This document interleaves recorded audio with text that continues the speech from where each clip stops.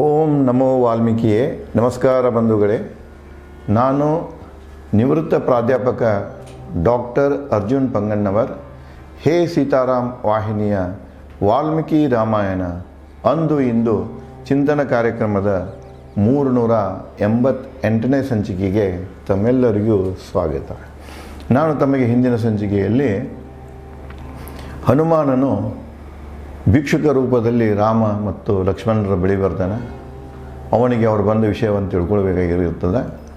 ಅದನ್ನೇ ಅವರು ಆ ರಾಮ ಮತ್ತು ಲಕ್ಷ್ಮಣರ ಕಂಡು ಅವರು ಯಾವ ರೀತಿಯಾಗಿ ಹನುಮಾನನಿಗೆ ಕಂಡು ಅದೇ ಯಥಾವತ್ತಾಗಿ ಹೇಳುತ್ತಾ ಅವರ ಬಾಣ ಬಿತ್ತಳಿಕೆಗಳ ಬಗ್ಗೆ ಆಯಿತು, ಸ್ವತಃ ಅವರ ಒಂದು ದೇಹದ ಅಥವಾ ನಡತೆಯ ಬಗ್ಗೆ ಆಯಿತು, ವೇಷಭೂಷಣದ ಬಗ್ಗೆ ಆಯಿತು, ದೈಹಿಕದ ಒಂದು ಅಂದದ ಬಗ್ಗೆ ಆಯಿತು. ಇವೆಲ್ಲನೂ ಕೇಳ್ತಾ ಕೊನೆಗೆ ಯಾರು ಅನ್ನೋದನ್ನು ಹೇಳ್ತಾನೆ. ಅಲ್ಲೇ ಯಾರ ಮೂಲಕ ಪರಿಚಯ ಮಾಡಿಸ್ಕೊಳ್ತಾನಂದರೆ ಸುಗ್ರೀವನ ಮೂಲಕ ಮಾಡಿಸ್ಕೊಳ್ತಾನೆ. ಸುಗ್ರೀವ ಏನಿದೆ ನಮ್ಮ ರಾಜ ಇದ್ದಾನೆ, ಒಬ್ಬ ಒಳ್ಳೆಯ ಸದ್ಗುಣಿ ಇದ್ದಾನೆ. ಆದರೆ ಅವನು ದುಃಖದಿಂದ ಆ ಕಡೆ ಈ ಕಡೆ ಅಲ್ದಾಡ್ತಾ ಇರ್ತಾನೆ. ಆ ದುಃಖಕ್ಕೆ ಕಾರಣ ಯಾರಂದ್ರೆ ಅವರ ಅಣ್ಣನಾದ ವಾಲಿ ಅವನನ್ನು ಗಡೀಪಾರ ಮಾಡ್ಯಾರ ಅಂತ ಹೇಳ್ತಾನೆ. ಇನ್ನು ಮುಂದೆ ಮತ್ತೇನು ಹೇಳ್ತಾನೆ ಅಂತಂದ್ರೆ ವಾಲ್ಮೀಕಿಯವರು ಹೀಗೆ ಮುಂದುವರಿಸ್ತಾರೆ. ಸುಗ್ರೀವನ ದೂತನಾಗಿ ಬಂದಿಹೇನು ನಿಮ್ಮ ಬಳಿ, ಹನುಮಾನ್ ನಾಮದ ನರವಾನರ ನಾನು.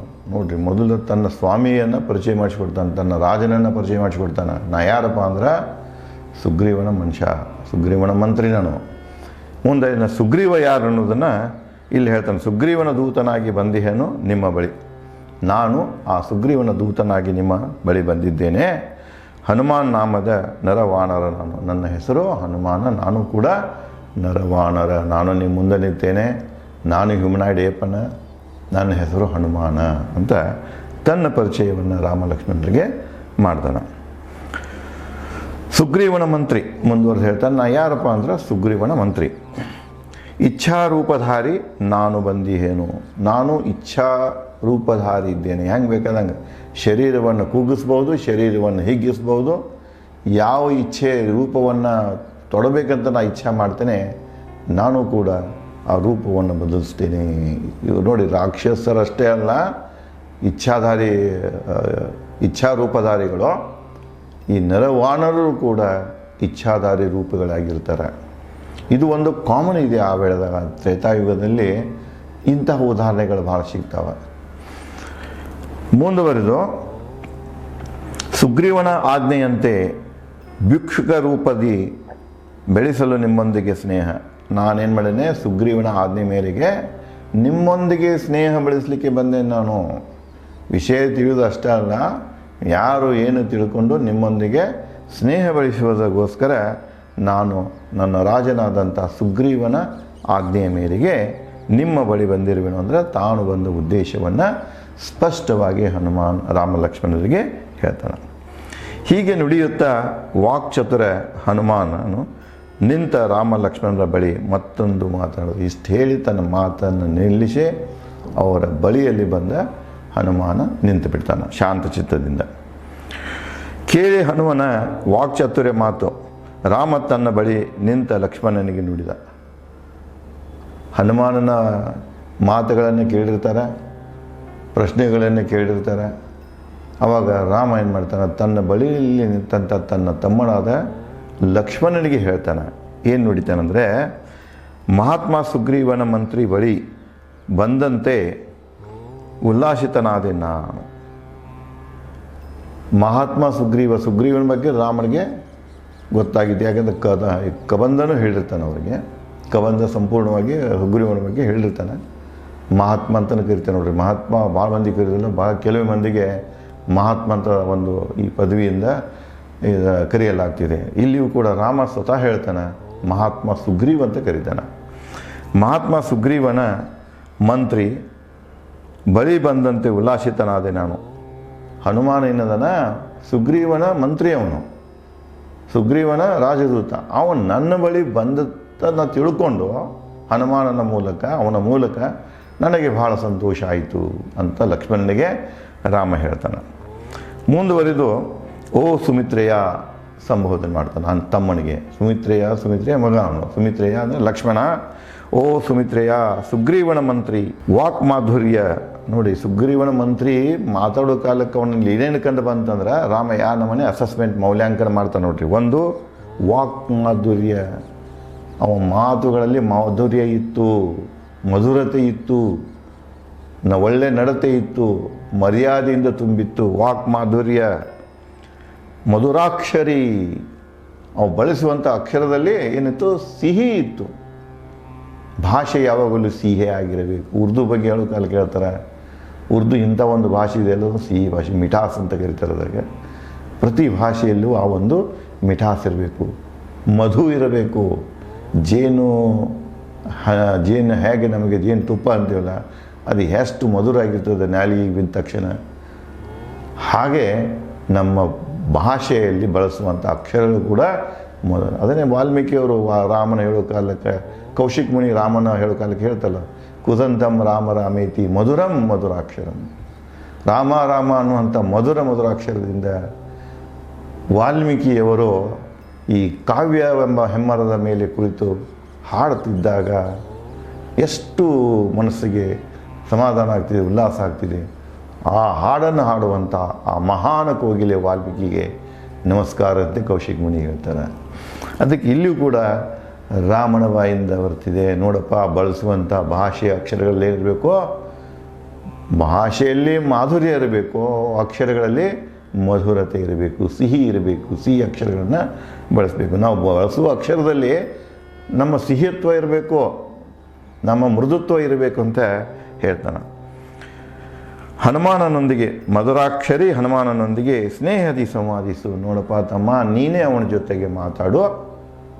ಅವನ ಪ್ರಶ್ನೆಗಳನ್ನು ನಮ್ಮ ಕೇಳೋಣ, ಅವನ ಪ್ರಶ್ನೆಗಳಿಗೆ ನೀವು ಉತ್ತರ ಕೊಡು. ಆದರೂ ನೀ ಎಚ್ಚರದಿಂದ ಕೊಡಬೇಕು. ಯಾವ ರೀತಿಯಾಗಿ ನಡೆ ನುಡಿಗಳ ಚೌಕಟ್ಟಿನಲ್ಲಿ, ಮಾಧುರ್ಯದ ಚೌಕಟ್ಟಿನಲ್ಲಿ, ಶಿಷ್ಟ ಭಾಷೆಯ ಚೌಕಟ್ಟಿನಲ್ಲಿ ಹನುಮಾನ ನಮ್ಮೊಂದಿಗೆ ಮಾತಾಡಿದಾನ, ಅದೇ ರೀತಿಯಾಗಿ ಅದೇ ಚೌಕಟ್ಟಿನಲ್ಲಿ ಅದೇ ಚೌಕಟ್ಟಿನಾಗ ಮಾತಾಡಬೇಕು. ನೀನು ಎಲ್ಲಿಯೂ ನಿನ್ನ ಶಬ್ದಗಳಲ್ಲಿ ಆಯಿತು, ನುಡಿಗಳಲ್ಲಿ ಆಯಿತು, ದೈಹಿಕ ಭಾಷೆಯಲ್ಲಿ ಆಯಿತು, ಯಾವುದೇ ಪ್ರಕಾರದ ಉಲ್ಲಂಘನೆ ಕಂಡು ಬರಬಾರ್ದು, ಅಸಂಬದ್ಧತೆ ಕಂಡು ಬರಬಾರ್ದು. ಹನುಮ ಯಾವ ರೀತಿಯಾಗಿ ವಾಕ್ಚಾತುರ್ಯದಿಂದ ಮಾತಾಡಿದನೋ, ನಮ್ಮನ್ನು ತಿಳ್ಕೊಳ್ಳಿಕ್ಕೆ ಪ್ರಯತ್ನ ಮಾಡಿದನೋ, ಅದೇ ರೀತಿಯಾಗಿ ನೀನು ಹನುಮಾನನಿಗೆ ಉತ್ತರಿಸಬೇಕು. ಉತ್ತರಿಸಲಿಕ್ಕೆ ರಾಮ ಲಕ್ಷ್ಮಣನಿಗೆ ಹೇಳ್ತಾನೆ.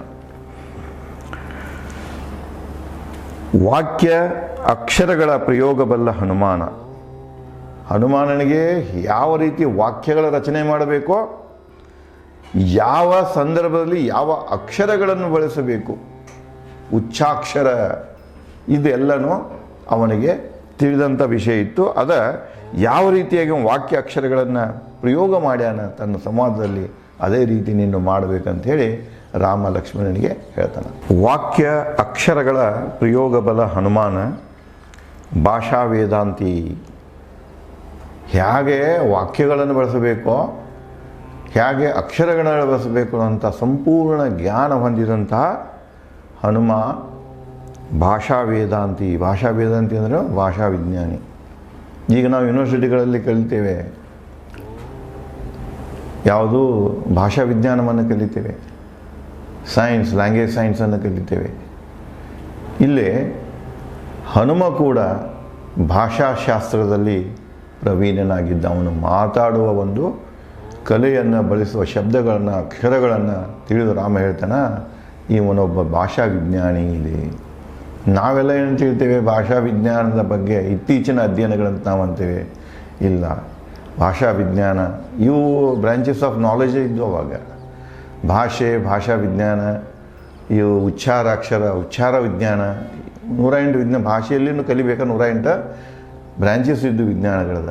ಅವಾಗ ಇತ್ತದು, ಇವತ್ತು ಇದೆ. ನಾವು ಒಂದು ತಪ್ಪುಕಲ್ಪನೆಯಲ್ಲಿದ್ದೇವೆ, ನಾವೇ ವೈಜ್ಞಾನಿಕವಾಗಿ ಅಧ್ಯಯನ ಮಾಡ್ತಾ ಇದ್ದೇವೆ, ಹಿಂದಿನಾಗ ವೈಜ್ಞಾನಿಕ ಅಧ್ಯಯನ ಇಲ್ಲ ಅಂತ ಹೇಳ್ತೇವಲ್ಲ, ಅದು ನಮ್ಮ ಒಂದು ಅಜ್ಞಾನವನ್ನು ತೋರಿಸ್ತಿದೆ. ಯಾಕಂದರೆ ಆಳಕ್ಕಿಳಿಯದೆ, ಸಮುದ್ರದಲ್ಲಿ ಇಳಿಯದೆ, ನೀರಿನಲ್ಲಿ ಇಳಿಯದೆ ನಮಗೆ ಆಳು ಹೇಳಲಿಕ್ಕೆ ಆಗೋದಿಲ್ಲ, ಅದ್ರ ಬಗ್ಗೆ ತಿಳಿಸ್ಲಿಕ್ಕೆ ಆಗೋಲ್ಲ. ಹೊರಗೆ ಕೂತ್ಕೊಂಡು ಏನೆಲ್ಲ ಮಾತಾಡೋಕ್ಕಾಗೋದಿಲ್ಲ.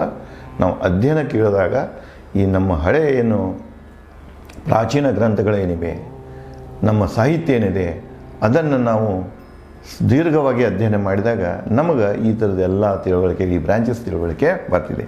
ಇಲ್ಲಿ ರಾಮ ಹೇಳ್ತಾನೆ, ಹನುಮಾನನು ಅವ ಮಾತಾಡೋದು ನೋಡಬೇಕಾದ್ರೆ ಅವನೊಬ್ಬ ಸಾಮಾನ್ಯ ವ್ಯಕ್ತಿ ಅಲ್ಲ, ಅವನೊಬ್ಬ ಭಾಷಾ ವಿಜ್ಞಾನಿ ಇದ್ದಾನೆ, ಅವನೊಬ್ಬ ಭಾಷೆ ವೇದಾಂತಿ. ನೀನು ಅಪಶಬ್ದಿ ಆಗಬೇಡ. ಅವನು ಯಾವ ರೀತಿಯಾಗಿ ವ್ಯಾಕರಣ ಶುದ್ಧವಾಗಿ ಮಾತಾಡಿದ, ಅಕ್ಷರ ಶುದ್ಧವಾಗಿ ಮಾತಾಡಿದ, ಶಬ್ದ ಶುದ್ಧವಾಗಿ ಮಾತಾಡಿದ, ಹಾಗೆ ಮಾತಾಡಬೇಕು. ಇವತ್ತಿನ ಕಾಲದಲ್ಲಿ ನಾನು ಹಿಡ್ಕೊಂಡು ಹೇಳ್ತೇನೆ, ಈ ರೀತಿಯಾಗಿ ಮಾತಾಡೋದು ಕಡಿಮೆ, ಅಸಾಧ್ಯ. ಯಾಕಂದರೆ 108 ಲ್ಯಾಂಗ್ವೇಜಸ್ಸು, ಪ್ರೊನೌನ್ಸಿಯೇಷನು, ಡಯಲೆಕ್ಟು ಚೇಂಜ್ ಆಕೋತಾನೆ ಹೋಗ್ತಿದೆ. ಆ ಶುದ್ಧತೆ ಇವರೇನು ಹಿಂದಿನವ್ರು ಬಯಸ್ತಿದ್ರು ತ್ರೇತಾಯುಗದಲ್ಲಿ, ಭಾಷಾ ಶುದ್ಧತೆ, ಅದು ಇವತ್ತು ನಮಗೆ ನೋಡಲಿಕ್ಕೆ ಸಿಗುವುದಿಲ್ಲ. ನಮ್ಮನ್ನು ಹಿಡ್ಕೊಂಡೇ ಹೇಳ್ಬೋದು. ಅವನ ಮುಖ, ಕಣ್ಣು, ಹುಬ್ಬು, ಹಣೆ ಎಲ್ಲೂ ದೋಷ ಕಾಣಲಿಲ್ಲ ಹನುಮಾನ್ ಮಾತನಾಡುವಾಗ. ಅವನು ಮಾತಾಡಕತ್ತಿದ್ದಂದ್ರೆ ಅವನ ಮಾತಿನ ವಾಕ್ಯದಲ್ಲಿ, ಉಚ್ಚಾರಗಳಲ್ಲಿ, ಶಬ್ದಗಳಲ್ಲಿನೂ ಏನೂ ದೋಷ ಬರಲಿಲ್ಲ. ಅದರ ಜೊತೆಗೆ ಅವನ ದೈಹಿಕ ಭಾಷೆ ಅಂಗಗಳು ಯಾವುದು ಹೇಳಿಬಿಡ್ತಾನೆ. ಇಲ್ಲಿ ಏನು ಹೇಳ್ತಾನಂದ್ರೆ, ಮುಖ, ಫೇಸಲ್ ಎಕ್ಸ್ಪ್ರೆಷನ್, ಕಣ್ಣಿನ ಹಾವಭಾವ, ಹುಬ್ಬ, ಕುಣಿತ, ಹಣೆ, ಅವನ ಪ್ರತಿಯೊಂದು ಅಂಗಾಂಗಗಳನ್ನು ನೋಡಿದಾಗ ಅಲ್ಲಿಯೂ ಕೂಡ ಯಾವುದೇ ಪ್ರಕಾರದ ಉಲ್ಲಂಘನೆ ಇದ್ದಿದ್ದಿಲ್ಲ. ಇಲ್ಲೇ ಏನು ಸ್ಪಷ್ಟ ಆಗ್ತಿದೆ ನಮಗಂದರೆ, ಭಾಷೆಯಲ್ಲಿ 2 ಪ್ರಕಾರ ಇವೆ. ಇದು ತ್ರೇತಾಯುಗದಲ್ಲಿನೂ ಇದ್ದದ್ದನ್ನೇ ಅದರ ಮೂಲಕನೇ ಹೇಳ್ತೇವೆ. ಇವತ್ತು ಅದರಷ್ಟೇ ಸತ್ತಿದೆ. 2 ಭಾಷೆ, ಒಂದು ದೈಹಿಕ ಭಾಷೆ, ಇನ್ನೊಂದು ಆಡು ಭಾಷೆ. ಆಡು ಭಾಷೆ ನಾವು ಕನ್ನಡ ಹೇಳ್ಬೋದು, ಉರ್ದು ಹೇಳ್ಬೋದು, ಮರಾಠಿ ಹೇಳ್ಬೋದು, ಇಂಗ್ಲೀಷ್ ಏನು ಹೇಳ್ಬೋದು. ಅದಕ್ಕೆ ಬೇಕಾದಂಥ ಲಿಪಿಗಳನ್ನು ಇವೆ. ಲಿಪಿಗಳನ್ನು ಒಂದೇ, ಲಿಪಿ ಭಾಷೆ ಅಲ್ಲ. ಭಾಷೆಗೆ ಮತ್ತು ಲಿಪಿಗೂ ವ್ಯತ್ಯಾಸ ಇದೆ. ಈಗ ನಾವು ಇದ್ರಾಗ ನೋಡ್ತೇವೆ, ಸೋಷಿಯಲ್ ಮೀಡಿಯಾದಾಗ ಇನ್ನು ವಿದ್ವಾಂಸರ ಒಂದು ಭಾಷಣೆಗಳನ್ನು ಹೇಳ್ತೇವೆ. ಕೆಲವೊಂದು ವಿದ್ವಾಂಸರಿಗೆ ಲಿಪಿ ಮತ್ತು ಭಾಷೆಗೆ ವ್ಯತ್ಯಾಸ ಗೊತ್ತಿಲ್ಲ. ಕನ್ನಡ ಲಿಪಿನ ಅಂತಾರೆ, ಕನ್ನಡಕ್ಕೆ ಭಾಷೆನೂ ಅಂತಾರೆ. ಇಂಥ ಜನರದ್ದು ಇಲ್ಲಿ ಲಿಪಿ ಬೇರೆ, ಭಾಷೆ ಬೇರೆ. ಒಂದು ಭಾಷೆಯನ್ನು ಒಂದಕ್ಕಿಂತ ಹೆಚ್ಚು ಲಿಪಿಯಲ್ಲಿ ನಾವು ಬರೆಯಬಹುದು. ಅದಕ್ಕೆ ಇಲ್ಲೇನು ಹೇಳ್ತಾನೆ, 2 ಭಾಷೆಗಳು. ಒಂದು ಆಡು ಭಾಷೆಯಲ್ಲಿ ಅವನು ಎಲ್ಲಿಯೂ ಕೆಟ್ಟದಾಗಿ ವರ್ತಿಸಲಿಲ್ಲ, ಯಾವುದೂ ಉಲ್ಲಂಘನೆ ಬರಲಿಲ್ಲ. ಅದರಂತೆ ಅವನು ಬಳಸಿದಂಥ ದೈಹಿಕ ಭಾಷೆ, ಆಡು ಭಾಷೆಗೆ ಸಪೋರ್ಟ್ ಕೊಡುವಂಥ ದೈಹಿಕ ಭಾಷೆ. ಇಲ್ಲಿ ನೋಡಿ, ಸಾಮಾನ್ಯವಾಗಿ ಮನುಷ್ಯ ಕಲಿಯೋದು ಮೊದಲು ದೈಹಿಕ ಭಾಷೆ. ತಾಯಿ ಗರ್ಭದಿಂದ ಮಗು ಹೊರಗೆ ಬಂದಾಗ ಅದು ನಮ್ಮೊಂದಿಗೆ ಕಮ್ಯುನಿಕೇಟ್ ಮಾಡೋದು ದೈಹಿಕ ಭಾಷೆಯಿಂದ. ಮನುಷ್ಯ ಕೂಡ ಈಗ ನಾವು ಎವಲ್ಯೂಷನ್ ಆಫ್ ಸಿವಿಲೈಸೇಷನ್ ನೋಡಿದಾಗ ಭಾಷೆ ನಮಗೆ ಮನುಷ್ಯ ಹೇಗೆ ವಿಕಾಸಗೊಂಡಲ್ಲ, ಭಾಷೆಯು ಕೂಡ ಅದರೊಂದಿಗೆ ವಿಕಾಸಗೊಂಡಿದೆ. ಆವಾಗ ನಾವು ಸ್ಟಾರ್ಟಿಂಗ್ದಲ್ಲಿ ಏನಿತ್ತಪ್ಪ ಅಂದ್ರೆ ದೈಹಿಕ ಇತ್ತು, ನಂತರ ಸ್ವರಗಳ ಬಂದು, ಸ್ವರಗಳಿಗೆ ಅಕ್ಷರ ರೂಪ ಕೊಟ್ಟಿವು, ಅಕ್ಷರಗಳ ಲಿಪಿಗಳನ್ನು ತಂದೆವು. ಆವಾಗ ಆಡು ಭಾಷೆ, ಬರೆಯುವ ಭಾಷೆ ಬಂತು. ಇವತ್ತಾನು ಕೂಡ ನಾವು ಯಾವುದೇ ಭಾಷೆಯನ್ನು ಬಳಸುವ ಕಾಲಕ್ಕೆ ದೈಹಿಕ ಭಾಷೆ ಭಾಳ ಮುಖ್ಯ. ಬಿಸ್ನೆಸ್ದ ಕಮ್ಯುನಿಕೇಷನ್ಸ್ದಾಗೂ ಅಲ್ಲಿ ಇಲ್ಲಿ ನಾವು ಕಲಿಸ್ತಾ ಇರ್ತೇವೆ. ಯಾರೊಂದಿಗೆ ನಾವು ವ್ಯವಹಾರಗಳನ್ನು ಮಾಡಬೇಕಾಗಿತ್ತಂದ್ರೆ ಯಾವ ರೀತಿ ನಮ್ಮ ವಾಕ್ಶುದ್ಧಿ ಇರ್ತಿದೆ, ಅದೇ ರೀತಿ ನಮ್ಮ ದೈಹಿಕ ಸನ್ನೆಗಳು ಸಹಿತ ಇರಬೇಕು.